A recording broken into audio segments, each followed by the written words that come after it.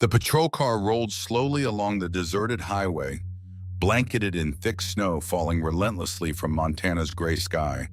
It was only 4 p.m., but darkness had already swallowed the valley. The blizzard had arrived earlier than forecast, and though he was familiar with the region's harsh weather, Ryan Matthews, the sheriff of River Creek, still had to squint to see ahead. The windshield wipers worked nonstop, barely clearing a few seconds of visibility before everything was veiled in frost once more. In the back seat, his 8-year-old adopted daughter Emily sat silently. She hadn't spoken much since her mother passed away, her small face pressed against the cold window, one hand gripping the thick, soft fur of Max, the large German shepherd lying beside her like a living shield. Max had been their companion for 3 years, a military-trained dog who had since become the most loyal guardian of the quiet little girl. Suddenly, a piercing bark cut through the howling wind outside. Ryan flinched instinctively, glancing at the rearview mirror. Max, who had been lying still, was now on his feet, ears perked, body taut like a drawn bow. "What is it, Max?" Ryan asked. Feeling his chest tighten on instinct, Max barked again, louder, more urgent. His front paws clawed at the window, eyes fixed on something to the right of the road, where Ryan could only see a thick curtain of white snow like fog. He slowed the car, heart pounding. For a brief moment through the swirling flakes, a faint orange glow flickered like firelight. Ryan immediately steered to the side, switched on the high beams, and opened the door. The acrid stench of burning fuel and rubber hit him full force, making him hold his breath. "Stay in the car with Max," he said quickly to Emily, knowing well the girl wouldn't leave Max's side anyway. Drawing his sidearm from its holster, Ryan charged down the snow-covered slope. The wind tried to shove him back, but he pushed forward, his boots sinking into the powder below. After only a few dozen steps, a silver sedan emerged. Its front end plunged into a ditch. Rear wheels still dangling over the road's edge, flames roared from the hood, crackling as they devoured the vehicle. Inside the cabin, the flickering light revealed a figure slumped in the driver's seat, blood trailing from his forehead to his chin, body unmoving. "Damn it," Ryan muttered. Tugging at the driver's side door, it was locked. He circled to the passenger side, ready to smash the window, but froze. From the back seat, a small hand was pressed against the glass. Through the firelight, he clearly saw a metal chain wrapped around the thin wrist. Then the face of a young girl appeared, maybe 12 or 13, eyes wide with terror. Mouth agape, though no scream reached him over the storm's roar. Ryan didn't hesitate. He pulled an iron punch from his pocket and struck the passenger window hard. A loud crack. Glass shattered just as flames began to lick toward the back seats. He reached in, yanked the girl out in one swift motion, and they both tumbled into the snow. She was shaking violently, the stench of gasoline and smoke clinging to her clothes. Ryan quickly checked her pulse, still alive. He stripped off his outer coat and wrapped it around her, then keyed his radio. "This is Unit 02, requesting emergency medical at Hill 7 Route 19. One minor bound and left inside a burning vehicle. One adult deceased, unknown identity. I'm returning the victim to the patrol unit now." Back inside the car, Emily leaned toward Max, hugging him tight. Her eyes locked on the new girl with cautious curiosity. Max wagged his tail gently, then settled beside the rescued girl as if to reassure her. Ryan started the engine and glanced at the rearview mirror. Inside, 2 girls sat side by side, one carrying silent trauma, the other just pulled from hell. And Max, the ever-watchful guardian, lay between them, his eyes never blinking. But in Ryan's mind, only one question rang again and again. Who would chain a child inside a burning car in the middle of a snowstorm? And why? The girl sat curled up in the back seat right beside Emily, still trembling, even though she was wrapped in a thick coat and the patrol car's heater was running at full power. Her eyes never left Max, not out of fear, but something else entirely, as if amid the chaos she had just escaped. This dog was the only thing in the world she could still trust. Max didn't bark, didn't growl. He simply lay there, eyes focused on the girl, then slowly lowered his head and nudged her bruised arm gently. It was the first time Ryan had ever seen Max react to a stranger like this, not out of protective instinct, but something deeper, a healing instinct. The patrol car turned into the driveway. Ryan didn't take the girl to the hospital, not because he didn't trust the healthcare system, but because he had been a soldier, and those eyes, the eyes of someone who had just escaped hell, he understood them better than anyone. What she needed was safety, not questions. Bar owner Thompson, one of the few close friends Ryan had arrived as soon as he called. Sarah rarely showed shock, but today was an exception. When she saw the girl, her hair matted with dirt, the metal chain marks still embedded deep into her wrist, she stood frozen for several seconds. This child's been held captive for a long time, Sarah said, eyes on the swollen arm. There are burns, cigarette burns, old ones, new ones layered over each other. This is systematic abuse. Ryan, not an accident. Emily hid behind Max, saying nothing, but her eyes followed the stranger's every move. The girl just pulled from a burning car sat still, head bowed, fingers clenched tightly around a piece of coat fabric, like it was the last thing keeping her afloat. Ryan knelt down beside her gently. "What's your name?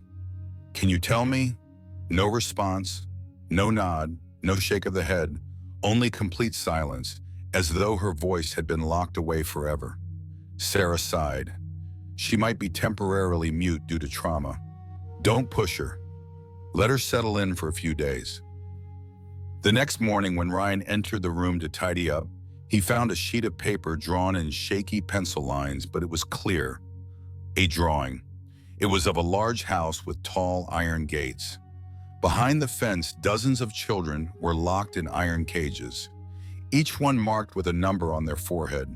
In the lower right corner stood a single girl, disheveled hair, eyes filled with despair. On the back of her neck was a number 326. A chill ran down Ryan's spine.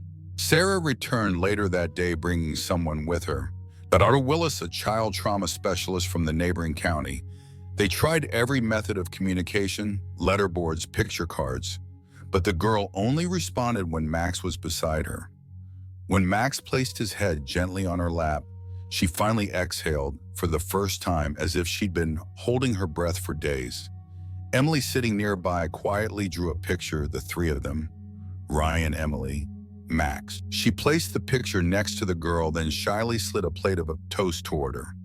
The girl looked at it, said nothing, but for the first time she reached out and took a bite. Sarah glanced at Ryan and whispered, "That's the first emotional response I've seen, Emily. Might be the key."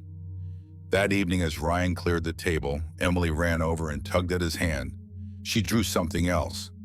Ryan walked into the living room. Max and the girl were still there, side by side. On the table was a new drawing. A car on fire, in the back seat a girl in chains. The doors closed. The man in the front seat, his blood covering the window. At the top of the drawing, written in jagged letters, was a name, Abigail. "Abigail," Ryan read aloud. The girl didn't respond, but her expression softened like an unspoken confirmation. "Is that your name?" he asked softly. The girl gave a small nod. For the first time that night, Ryan sat alone in his office. Before him was a database of missing children, photos, files. But there was no match for Abigail. No DNA record, no identification. She didn't exist in any system. The phone rang. "It was Tom, Ryan. We've got the forensics report from the car. The man who died, his name's Brent Keller. He's got a record drug trafficking and suspected ties to a human trafficking ring. There was $10,000 cash in the vehicle, but more than that, a wire receipt. $50,000 transferred to a Cayman Islands account." Ryan's grip on the phone tightened. Rage stirred in his gut like never before. A child chained and burned alive just because she was a shipment. He looked out into the living room where Max still lay next to Abigail. Alert and protective, like a gatekeeper of hell, she had escaped the fire. But Ryan knew the real hell hadn't even begun.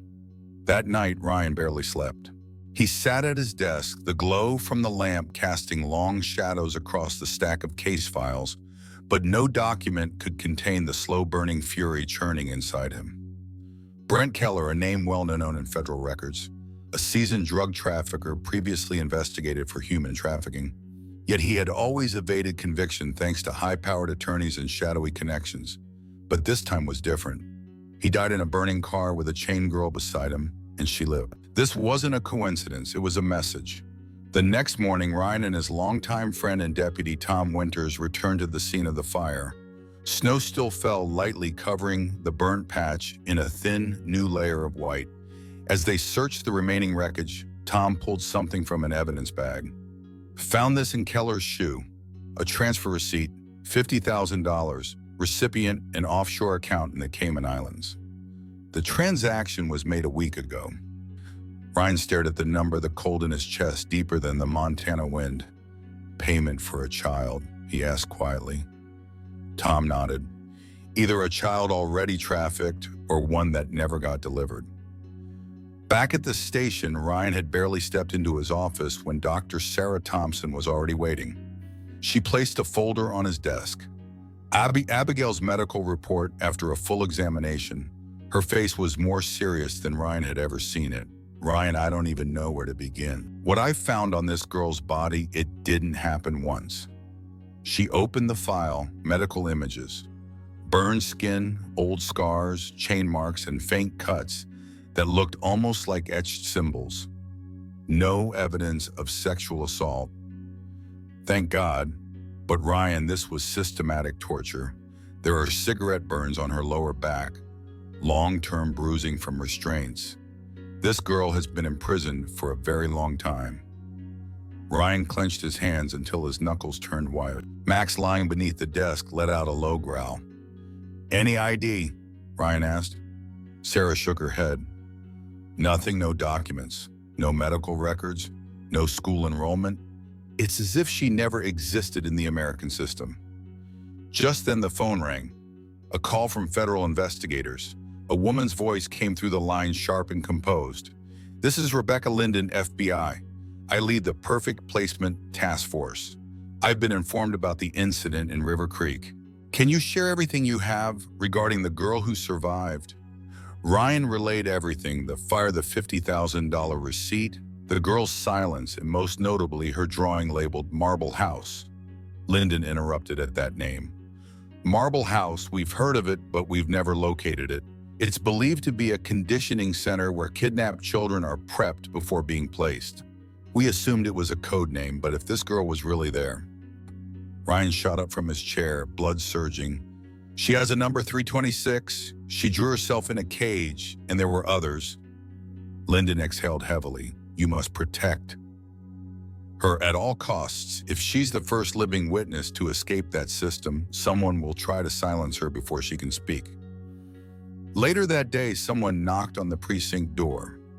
A well-dressed couple entered, the man with silver hair, dignified posture, the woman in an elegant fur coat. I'm William Preston.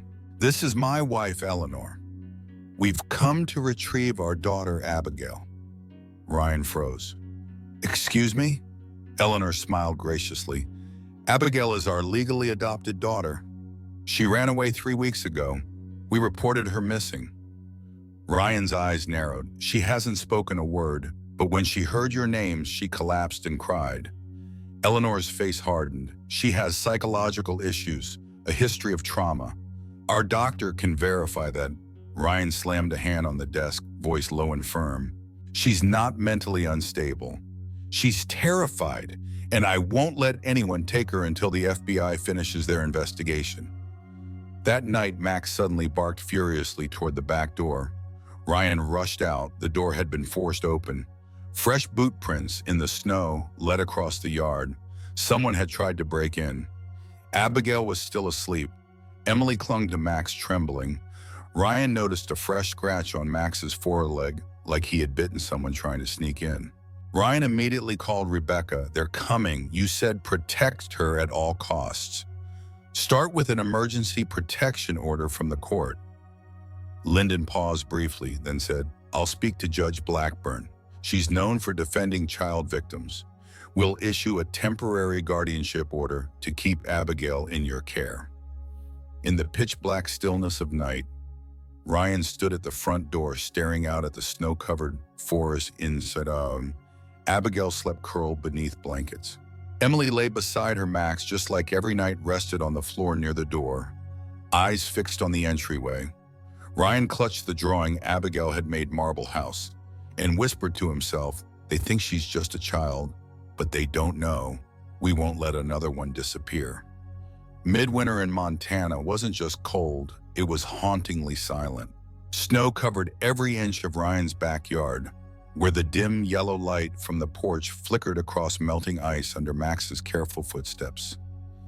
That night, Ryan didn't sleep. He sat in a chair by the living room window, gun resting in his lap, eyes locked on the security monitors. Every instinct from his years as a soldier had returned, warning him that the worst was still to come. At dawn, as the first light grazed the tips of the pine trees, the phone rang. It was Agent Rebecca Linden. Her voice was firm. "Judge Blackburn has signed the emergency guardianship order. As of this morning, Abigail is under your legal protection until the investigation concludes," Ryan nodded. It wasn't a victory, just the beginning of retaliation. The enemy would now move faster and more recklessly. Less than an hour later, while Ryan was fixing breakfast, a faint sound came from the back porch. Max jumped up instantly, growling. Ryan grabbed his gun and ran.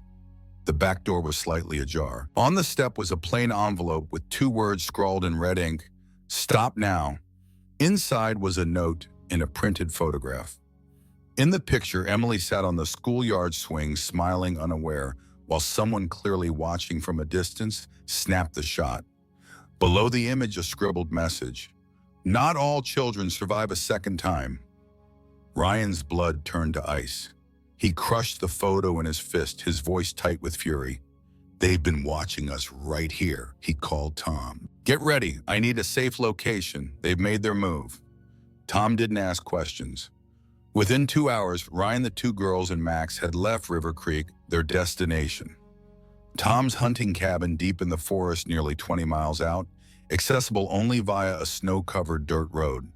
They arrived by dusk. Abigail and Emily were settled in the inner bedroom. Max patrolled the cabin, sniffing each corner, marking territory as if he understood this time he wasn't just a dog. He was the only barrier between this family and the darkness closing in. In the living room, Ryan pinned a map of Montana to the wall, marking red pins at every known connection to Keller, Preston, and Holloway. These weren't just names anymore, they were threats. He printed surveillance stills from the break-in and reviewed encrypted data from Keller's recovered phone. A web of trafficking hubs was emerging.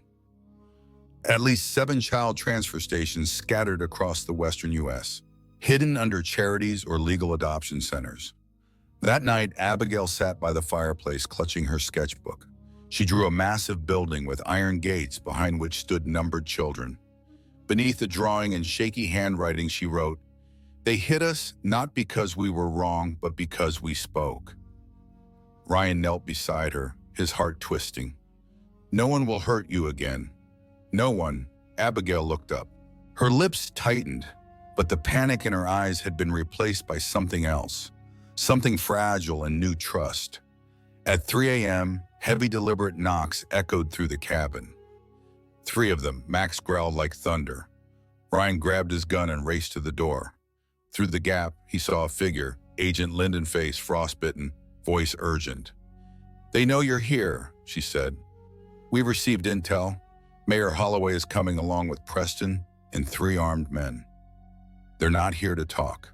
Ryan turned back inside and unrolled the fallback map. "I'm not letting them take Abigail. Not again," Linden nodded. "Then we fight." Before sunrise, the cabin was locked down. Max wore his old tactical vest. Emily and Abigail were moved to a concealed basement, accessible only through a hidden panel behind the fireplace. Ryan set up his rifle at the front window, eyes on the snowy path now lined with tire tracks. 3 black SUVs stopped in the distance. 6 men stepped out, Preston and Holloway among them. One pulled out a megaphone and shouted, "Ryan Matthews, this is your last chance. Send the girl out." Ryan yelled back, "The FBI is watching everything. Your perfect program is finished. Walk away. Holloway, this ends now. Silence, then a cold, low voice. Preston's cut through the snow. He's bluffing. He gave the signal. 3 men drew their weapons. The first shot shattered the front window. Ryan returned fire. Max leapt across the room, snarling, slamming into an intruder breaching the back door. A guttural bark ripped the silence apart. Chaos erupted. Gunfire rang through the cabin, Ryan holding his ground to block access to the hidden bunker. One attacker raised his weapon toward Ryan, but Max launched teeth, locking onto the man's arm. The gun flew across the floor. Max didn't let go until the man collapsed unconscious. Then came the distant sound of siren, the FBI reinforcements. Headlights pierced the snowy trees. Preston fled. Holloway was tackled and restrained. The others were arrested on the spot. Ryan stood in the wrecked cabin, blood trickling from his shoulder, eyes fixed on the stairs to the basement. When he opened the panel, Emily rushed out first, then Abigail. They threw their arms around him. Max, limping and wounded, hobbled over and looked up with pride. "We survived," Ryan whispered, not just to them but to himself. Outside, the snow had stopped falling. A new day had begun, and for the first time in years, something had started to bloom in Ryan's chest again. Hope. After the brutal attack at the farmer's cabin, Ryan Matthews returned to River Creek with the 2 girls, and Max, escorted by armed FBI agents for the first time in days. They had no other choice. Abby could no longer keep running. It was time to face the system, to confront those behind the human trafficking network masquerading as ideal families. It was time to bring the truth into the light, and Ryan knew that to do so, he needed both the law and unflinching courage. At the county courthouse, federal agents had meticulously organized everything. The evidence was overwhelming: victim identifications, wire transfer records, Abigail's testimony, crime scene photos, and a partial confession from Mayor Holloway after his arrest. But Ryan understood that justice wasn't just about having proof. Justice was a battle, and sometimes the very system people relied on was the hardest test of all. An emergency hearing was called to determine Ryan's official guardianship of Abby. At the same time, William and Eleanor Preston reappeared, flanked by a polished team of attorneys and folders meticulously prepared. Outside, the media swarmed, sensing blood in a scandal that had drawn national attention. Inside the courtroom, Abby sat beside Ryan, her eyes no longer avoiding the world. She held tightly to Emily's hand, the only person who made her feel allowed to be vulnerable. Max lay beneath the table, still bandaged, but ever alert, eyes tracking every person who entered the room. Judge Martha Blackburn, a silver-haired woman with razor-sharp eyes, tapped her gavel gently to begin the session. She called for opening statements. The Preston's attorney went first, delivering a smooth, well-rehearsed speech steeped in false righteousness. "My clients legally adopted Abigail when she was 6. They provided her with education, housing, medical care, and love. They were unaware of any trafficking operation and deny all involvement with Brent Keller's criminal actions." Ryan felt the weight of the room close in. Then he stood, his gaze locked on the judge. No prepared remarks, no theatrics, just the truth, each word heavy as stone. "I'm not a hero. I'm a father, a man who lost his wife, who thought hope was gone, until I found Abigail chained inside a burning car. No ID, no one searching for her. And from that moment until now, she's never asked me for anything. But every time I look into her eyes, I see one thing: a cry for help." Judge Blackburn sat silent, chin resting on her hand. Then she signaled for Agent Linden to testify. Linden outlined the federal investigation in full detail, in the illegal adoption ring known as perfect placement, where children were bought, numbered, and trained before being handed off to wealthy clients through falsified legal documents. Preston was a link. Keller was the courier. Holloway was the legal shield. The atmosphere thickened. The Prestons grew visibly restless. Suddenly, Eleanor sprang up, shrill and shaking. "This is all a setup. Abigail is our daughter. We gave her everything." "Your daughter," Ryan snapped. "She was starved, burned, shackled. You call that family?" Abigail squeezed Emily's hand, then slowly stood. The courtroom fell silent. From her coat pocket, she pulled a crumpled drawing, Marble House. She walked toward the judge, voice shaking but clear. They made us behave, or we were punished. I don't know who my real mother is, but I know who saved me. It's him. She pointed at Ryan. A soft sob rippled through the audience. Tissues were pulled out quietly. Ryan didn't move. He didn't cry, but inside something cracked open. Not from pain, but something sacred. Trust. After nearly 3 hours of testimony and arguments, Judge Blackburn brought down her gavel. The court grants full legal guardianship to Sheriff Ryan Matthews. Abigail will remain under his care until the criminal trial proceeds. The Prestons' lawyers objected, but no one listened. All eyes were on the girl, once ignored by the system, who now stood before it with a voice. As they left the courthouse, Ryan took Abigail's hand. Max walked beside them, head brushing Ryan's leg like a silent affirmation. Outside, the wind still bit and snow still blanketed the steps. But inside them, something had begun to thaw. Ryan looked at both girls, then turned to Lyndon. We won a battle, but the war isn't over. I'm going all the way. Lyndon nodded, her agent's gaze now tinged with admiration. I know you won't stop. Behind them, a police car transported Eleanor and William Preston to federal custody.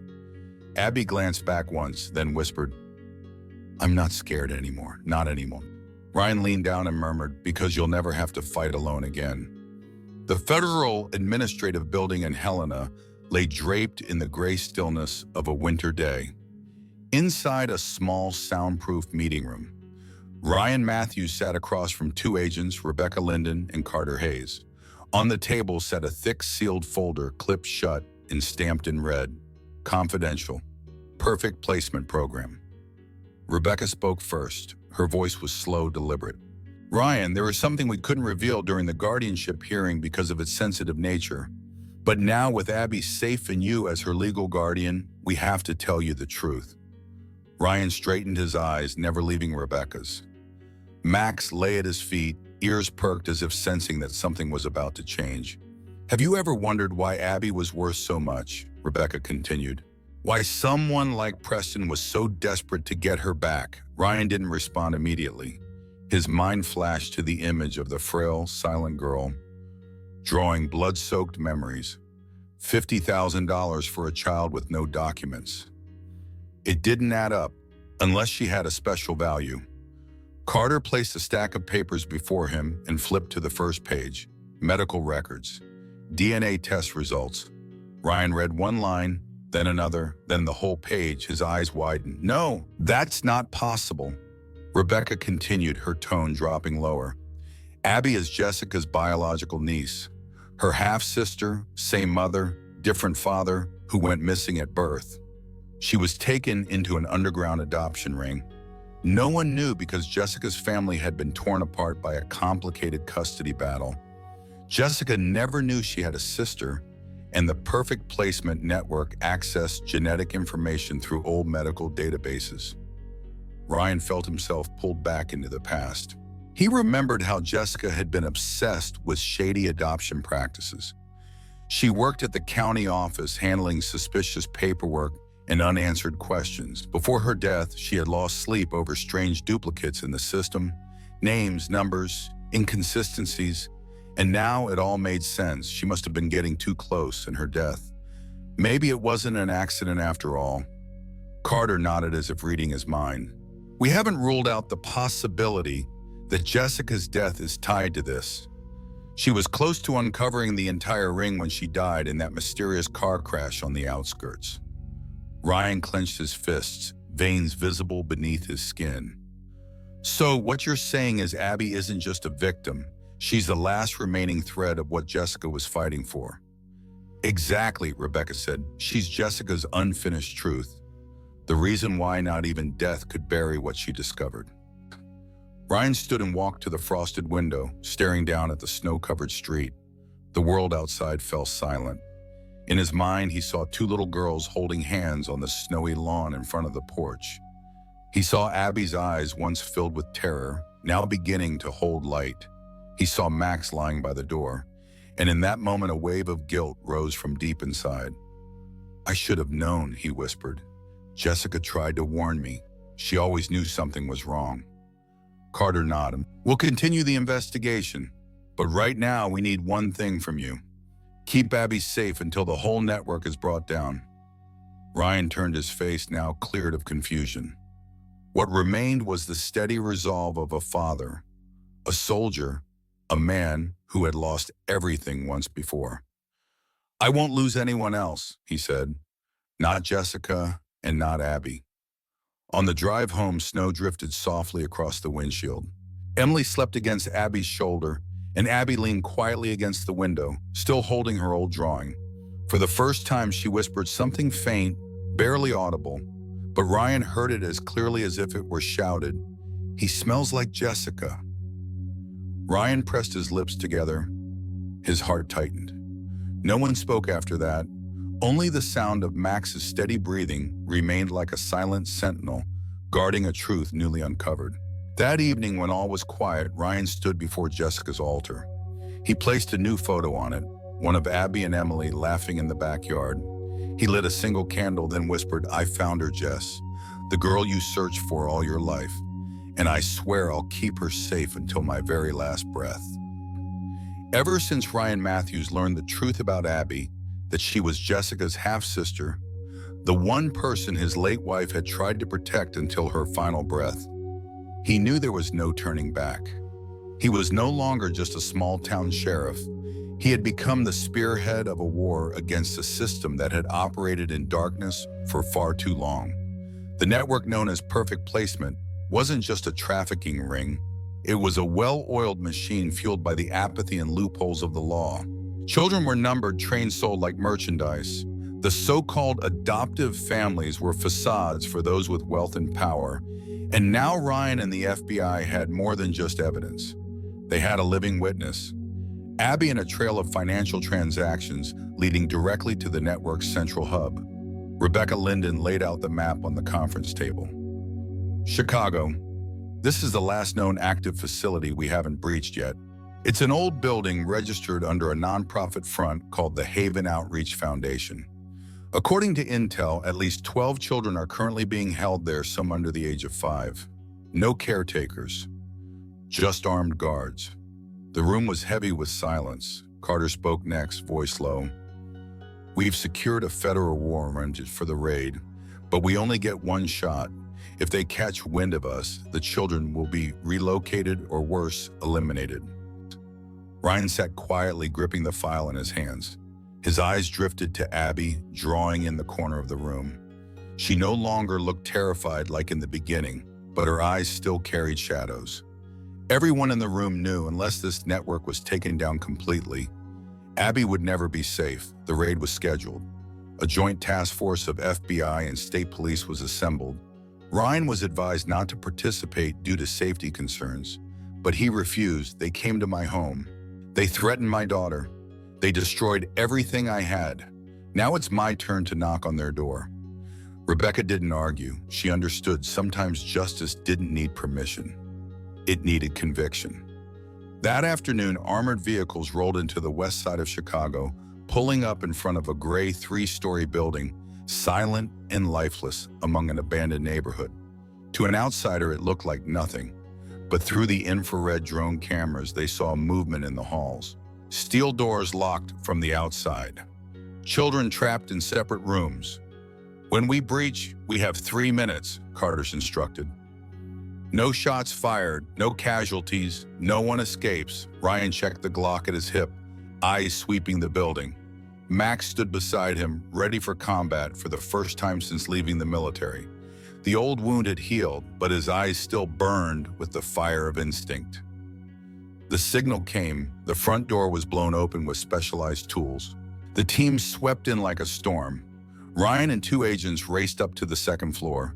The hallway reeked of mold and antiseptic. A child screamed from the far room. They broke the door down. Flashlights swept over rusted iron beds. 3 small children huddled together, sobbing. You're safe now. It's okay, Ryan said, voice steady. He wrapped a blanket around a bruised 6-year-old girl. The 3rd floor housed the control center. Rebecca led the charge, kicking in the door. Inside were monitors, control panels, and a trembling middle-aged man. He didn't need to be told twice. He raised his hands the moment he saw the FBI badge.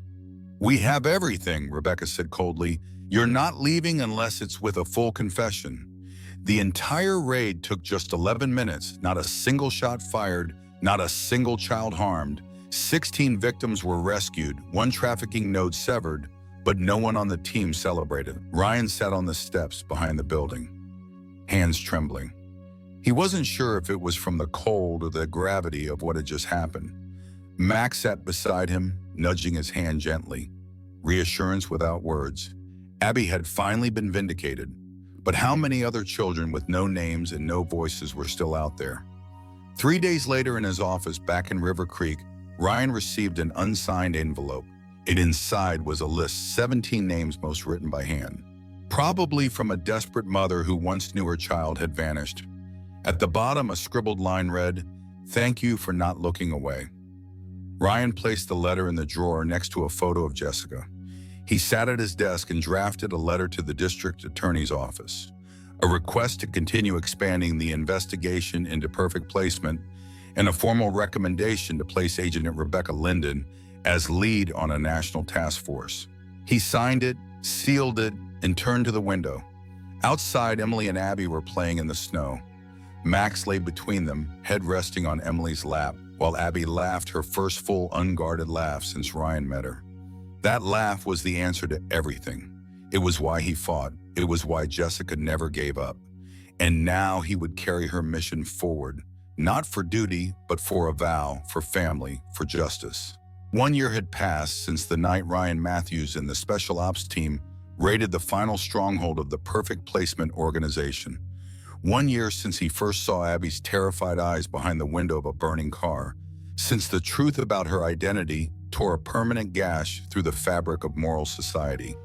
Time hadn't erased the pain, but it had allowed the people involved to find a way to live with it. The old wooden house on the edge of River Creek now only lived in memory.